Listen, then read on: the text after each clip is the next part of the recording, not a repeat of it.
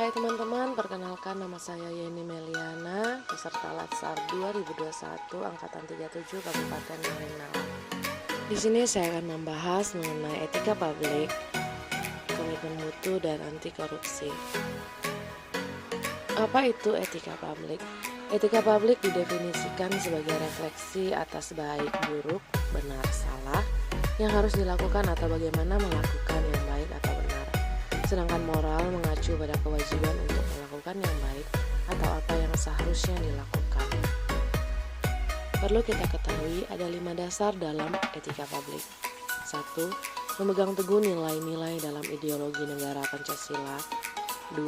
Setia dan mempertahankan Undang-Undang Dasar Negara Kesatuan Republik Indonesia tahun 1945. 3. Menjalankan tugas secara profesional dan tidak berpihak. 4. Membuat keputusan berdasarkan prinsip keahlian. 5. Menciptakan lingkungan kerja yang non-diskriminatif. Etika publik selalu berkaitan dengan kode etik. Lalu, apa itu kode etik? Kode etik adalah aturan-aturan yang mengatur tingkah laku dalam suatu kelompok khusus. Sudut pandangnya hanya ditujukan pada hal-hal prinsip dalam bentuk ketentuan-ketentuan tertulis. Sebagai ASN, apa saja kode etik yang harus kita perhatikan? 1. Melaksanakan tugas dengan jujur. 2. Melaksanakan tugas dengan cermat dan disiplin. 3. Melayani dengan sikap hormat, sopan dan tanpa tekanan. 4. Memberikan informasi secara benar dan tidak menyesatkan. Ini sedikit penjelasan mengenai etika publik. Lalu kita masuk ke penjelasan komitmen mutu. Komitmen mutu selalu berkaitan dengan inovasi, efisiensi, dan efektivitas.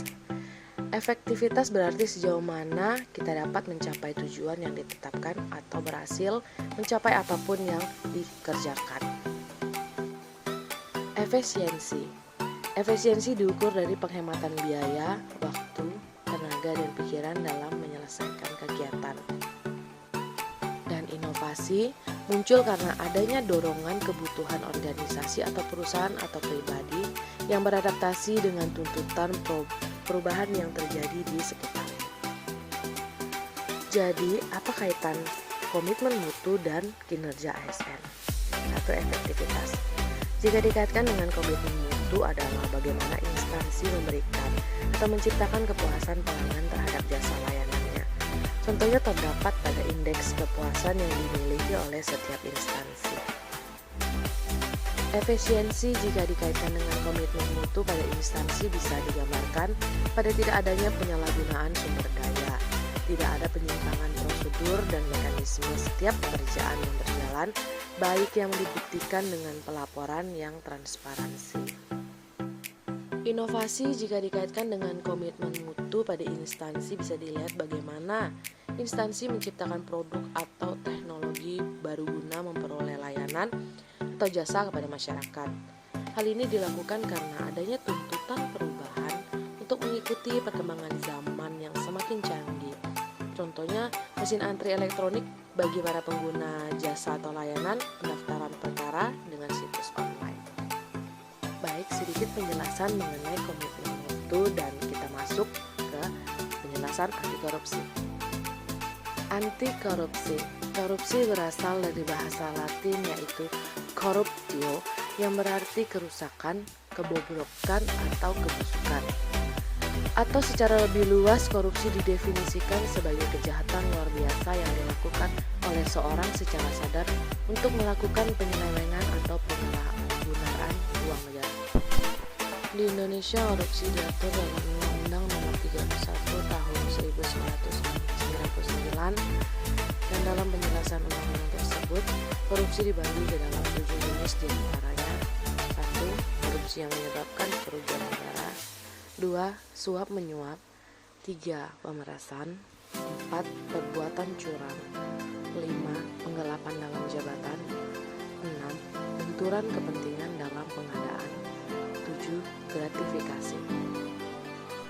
Lalu apa saja yang harus kita perhatikan agar terhindar dari korupsi? Niat kita harus meyakini bahwa apa yang dilakukan adalah hal yang dilarang keras oleh agama dan menimbulkan dosa.